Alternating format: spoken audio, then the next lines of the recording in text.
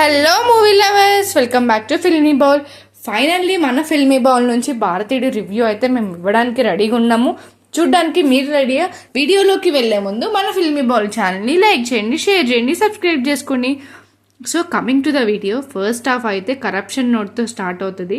Characters introduction అయితే అవుతుంది అనమాట. సిద్ధార్థ్ దాస్ చిత్ర అరవిందన్ అంటే తను ఎలా కాన్సిక్వెన్సెస్ ఫేస్ చేస్తాడు అనేది.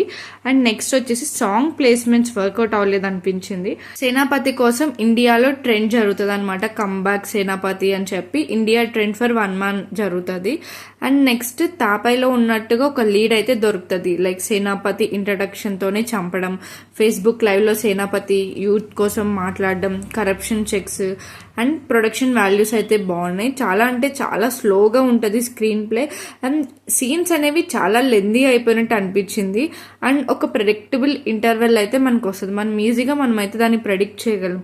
ఓవరాల్గా ఫస్ట్ హాఫ్ అయితే స్లో అండ్ బోరింగ్గా అయితే అనిపించింది.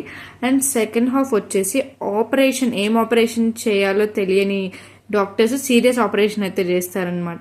సేనాపతి వల్ల కరప్షన్ ఆగిందా, కరప్షన్ చేసే వాళ్ళు ఆగారా లేదా అనేది చూపిస్తారు. ప్రతి ఇంట్లో ఒక కామన్ మ్యాన్ కాకుండా ఒక కరప్షన్ చేసే వాళ్ళు ఉంటారా, ఉంటే ఏం చేస్తారు అనేది ఇక్కడ చూపిస్తారు. ఒక్క దగ్గర కూడా ఎమోషనల్గా కనెక్ట్ అవ్వలేదు. లైక్ కమ్బ్యాక్ ఇండియన్ అనే ట్రెండ్ నుంచి గో బ్యాక్ ఇండియన్ అనే ట్రెండ్ అవుతుందా అనేది మనం చూస్తామన్నమాట. అది ఏ సిచ్యువేషన్ వల్ల అవుతుంది అనేది కూడా ఇక్కడ చూపిస్తారు.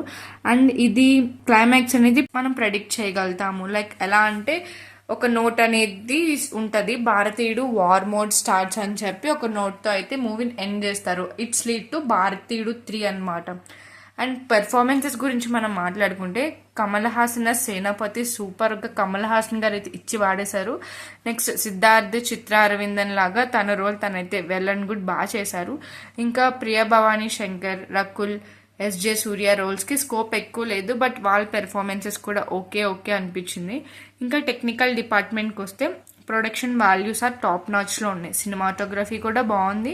అనిరుద్ధ్ అండ్ శంకర్ మార్క్ అయితే మిస్ అయింది. అనిరుద్ధ్ బీజిఎం కూడా సోగా అనిపించింది అనమాట. సో ఓవరాల్గా మా ఫిల్మీ బౌల్ నుంచి మేమిచ్చి రివ్యూ అయితే 2.25/5. సో ఫైనల్ వెర్డిక్ట్ ఏంటంటే ఇదొక social awareness drama, just lengthy drama, 1 time watchable. మన రివ్యూ కానీ మీకు నచ్చినట్టయితే మీ ఫ్రెండ్స్కి షేర్ చేసి మన ఫిల్మీ బౌల్ ఛానల్ని లైక్ చేయండి, సబ్స్క్రైబ్ చేయండి. సో మరిన్ని మూవీ అప్డేట్స్ కోసం, మూవీ రివ్యూస్ కోసం ఫాలో అవ్వండి ఫిల్మీ బౌల్.